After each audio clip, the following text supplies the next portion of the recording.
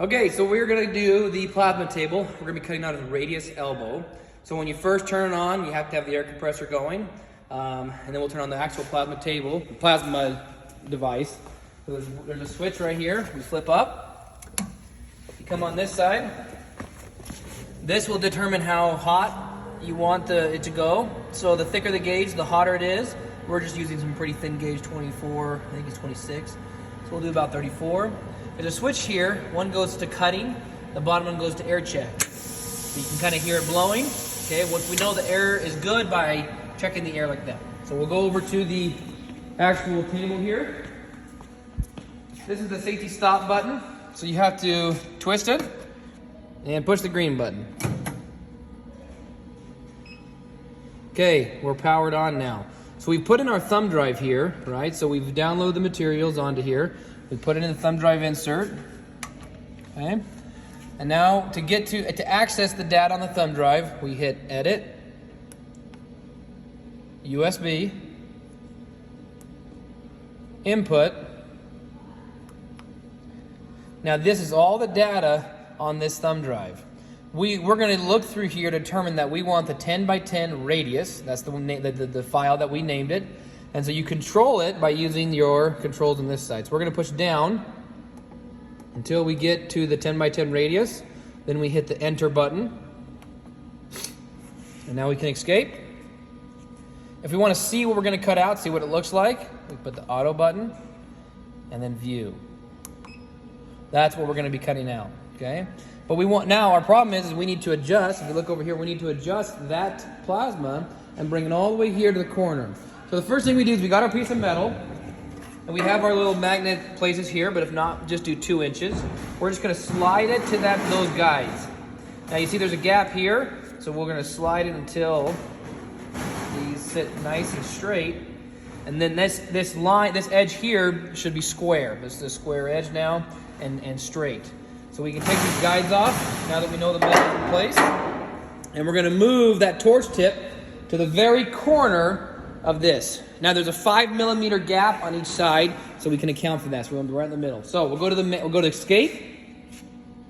To move it, we'll hit manual, and then high speed. So now I'm gonna control it with these controls to move the torch. So now we're gonna be moving it. You can see over there.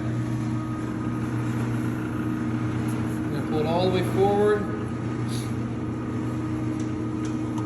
about there, and we're going to go to the right, and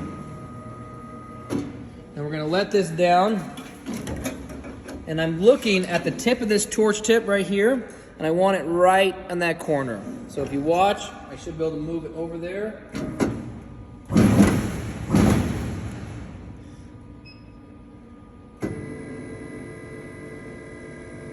To slow it down like that, you just turn off the high-speed button. So this high-speed button, I can turn it off, and it'll move a lot slower for me.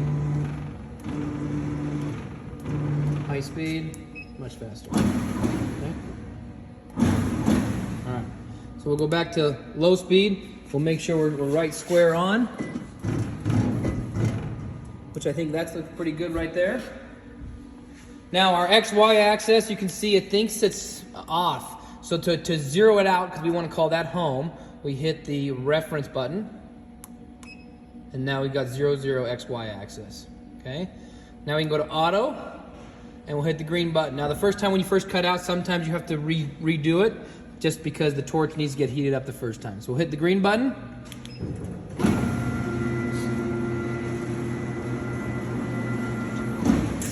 Okay, so it kicked on fine the first time. We're okay. So the key to watching the plasma is to make sure you hold it down so that the guard doesn't catch anything. So you see how this is kind of curving up? You want to hold that down.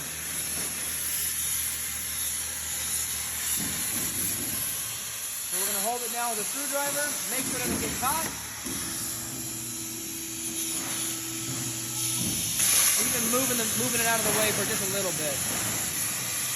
If it adjusts or gets caught, it'll set the whole thing off. So we're going to hold that down, make sure it just doesn't catch anywhere.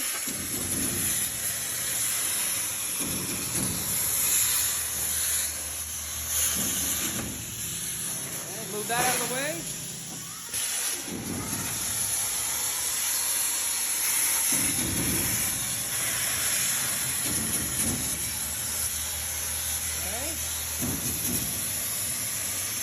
when this ends, it's gonna want to take it all the way to the corner. So we're gonna turn it off and hit the red button to turn it off.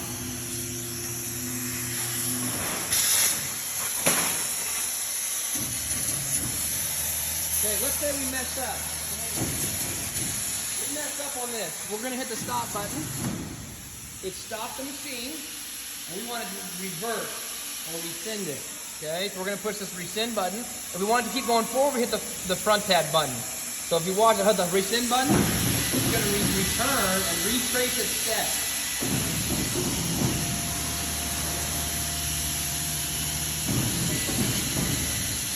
Okay, and let's say, oh, that's good right there. We'll push it one more time. Stop it. Now let's hit it again. We're gonna go ahead and hit it again, and it'll just take over like normal. So it's cutting like normal, just like we want it to.